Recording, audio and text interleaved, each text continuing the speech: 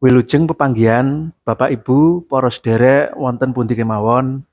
Ing enjing menika kula badhe maosaken crita cekak kanthi irah-irahan Warung Pas kaserat dening Setyawati Wahyuningrum.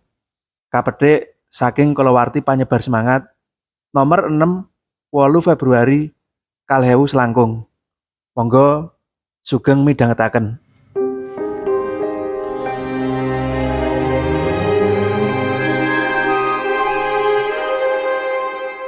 Pandemi Covid-19 wis 3 taun mungkur. Ewa semono isih durung bisa mbalekake kahanan ekonomi kaya wingi uni. Musibah kuwi ora mung nglairake jiwa raga sing loyo, nanging uga rasa wedi, teman, wasumelang.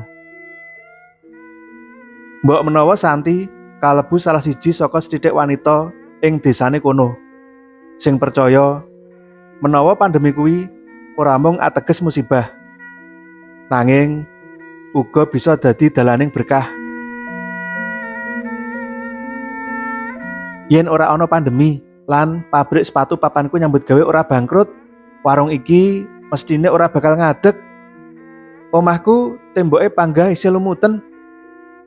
Sawai emak sing kegade durung ditebus lan Role ya ora bisa sekolah.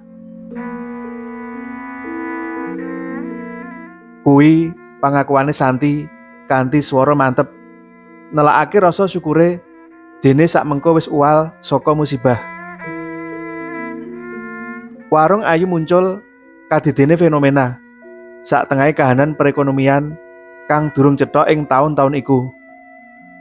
Nalika desa Pangkur dihadepake marang kanyatan alam kang ora semanak, yaiku ketiga dawa, panenan meh wae puso. Ya ing wektu iku warung ayu jedul, pating brubul kaya tukule jamur ing mangsa rendeng. Yen sak dusun wae ana 5 nganti 10 warung ayu. Bisa diitung pira cacahe yen sak desa. Njur pira totale yen sak kecamatan. Warung ayune Santi pancen ora ijen. Dheweke ngrembaka bareng karo puluhan warung liyane. Nanging menawa warunge Santi metangkring ing papan atas, pirembukane para penggemar kopi ing wewengkon kono ora bisa dibantah. Warung ayu Santi pancen sing paling laris, paling akeh pelanggane, lan sing paling akeh munculake gosip.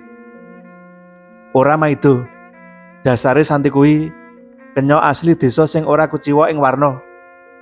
Gandes luwes merakaati sak solahe. Demen sembranan, guyon pari kena. Teman kuwawa jiret atine pelanggan. Iki sing bebayani. Sethithik wae lawang isu mengo.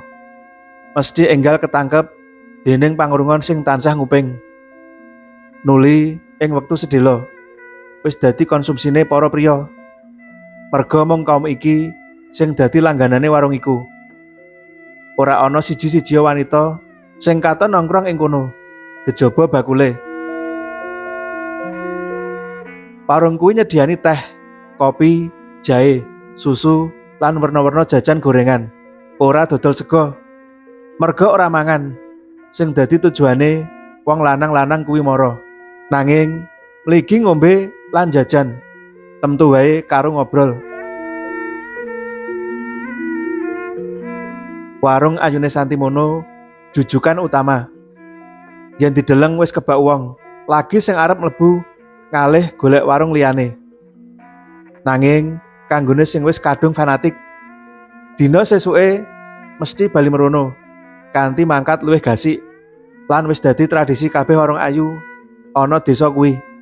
Bukae ajeg wayah sore kanthi tengah wengi. Kaya bengi kuwi ing warunge Santi sing mapane persis ing tapel watese desa iku. Durung suda sing cangkruk. Ana bangku dawa sing isih amat wong telu kanthi posisi adep-adepan. Dene ing ngarepe Santi ana dingklek dawa sing cukup dilungguhi wong 5. Kabeh padha ngadep kopi ing cangkir kang isih kumebul. Lan rembug gayeng nuli kawiwitan. Wiwit masalah unjuk rasa kanthi isu nglengserake lurah lan perangkat desa kang dianggep korup kanthi perkara politik tingkat nasional.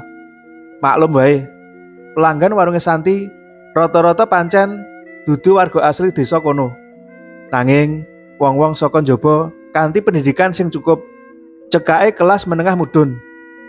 Ana wiraswastawan, tentara, polisi, guru, lan ora sithik kang statuse PNS.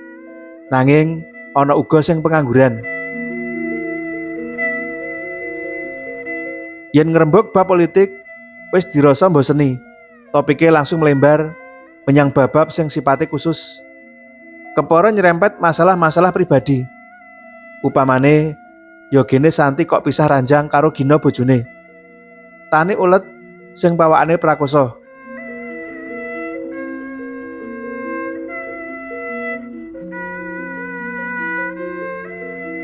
Apa ana lanang liya sing luwih jos?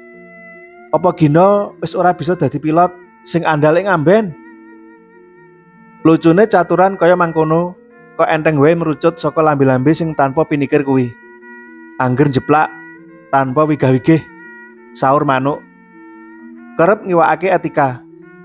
Mongko kadangkala wong-wong lanang ing warung kuwi durung padha wanuh. Nanging rembugane kok ya nyambung. Kabar kabur sing lagi sumebar wektu iku pancen nyebutake yen Santi lagi ngerancang pegatan. Anak lanang ontang-anting sing diparapi tole. Umure isih 7 tahun, kelas 1 SD. Gina kanthi gagah metu saka ngomah, bali nyanggone wong tuane ing seje kecamatan. Ditakoni bab oleh arep pegatan lan pisah ranjang. Santi mung mesam-mesem. Ora menehi wangsulan gumathok. Lah ngopo to? Nek aku pegatan tenanan, sampean apa arep ngrabi aku, Mas? Kuwi sumaure marang wong lanang kuru sing nleseh-nleseh. Ditantang mangkono, wong lanang mau glagepen. Santi nyekiki. Dheweke ngerti banget wong lanang jenis apa sing ana ngarepe kuwi. Dudu jenis sing dikarepake. Wong lanang sing duwe kesabaran luar biasa kanggo ngenteni nganti sak antake wong andhok. Pinter ngerayu nanging kantonge kempes. Betah lungguh jam-jaman kanthi isi cangkir sing ora gelem dijoki. Sok ngono wae Santi ora bedak-bedakake pelanggan. Anggone ngladeni sak bisa-bisa digawe padha. Adil, ora ana kang diistimewakake. Nanging terkadang pelanggane dhewe sing malah nuntut diistimewakake. Kanthi mbayar kopi tikel ping 10 saka rega normal. Apa iku dudu trik kanggo mancing kawigatene Santi? Mula dudu sesawangan kang aneh meneh. Menawa duit sing metu saka kantonge wong-wong lanang iku ora ana sing cilik, kabeh duit ungkul. 20.000, 50.000, nganti 100.000 diwenehake kanggo mbayar kopi sak gelas utawa 2 gelas tanpa njaluk susuk. Istilah liya sing populer kanggo warunge Santi yaiku warung pas. Tegese pira wae duit sing dibayarake pelanggan mesti tansah pas, ora ana susuke. Apa ana wong lanang sing nganti semono bodhone gelem ngetokne duit semono akehe tanpa embel-embel? Iku pitakon sing durung kejawab. Sisane mujudake misteri sing nuwuhake maneka panduga. Dadane Darmaja tansaya gumludhuk. Kapan olehmu pegatan, San? Kok suwe temen to? Apa ragate kurang? Kurang piro? Ngomong-ngo. Pangoyake. Ngopo kok kesusu? Yen Mas Dar tresno temenan ning aku, ya kudu bisa sabar. Apa mergo aku isih duwe bojo? Nek mung mergo kuwi, aku iso megat saiki uga. Santi gedek. Aja, dudu kuwi perkarane, Mas. Lah apa? Aku iki serius pengen ngepek kowe lho, San. Mergo Mas Gina isih awal ngeculake aku. Darmaja melengos kecuan. Saiki lagi tak rayu, jare gelem megat aku angger ndak tukokake sepeda motor anyar. Dumadaan polate Darmaja sumringah. Bojomu njaluk sing merek apa? Motor bebek apa motor lanang? Omongo. Sakwijining dina, sepeda motor bebek weton paling anyar diudhunake saka mobil pickup ing pelataran omahe Gina. Santi melu ngeterke lan melu numpak pickup kuwi. Darmaja sing mbayari ongkose kirim. Dheweke ora melu tuku, cukup percaya marang Santi. Ning pranyata tekane barang anyar kuwi ora aweh rasa gumbira tumrap Gina. Malah suwalike.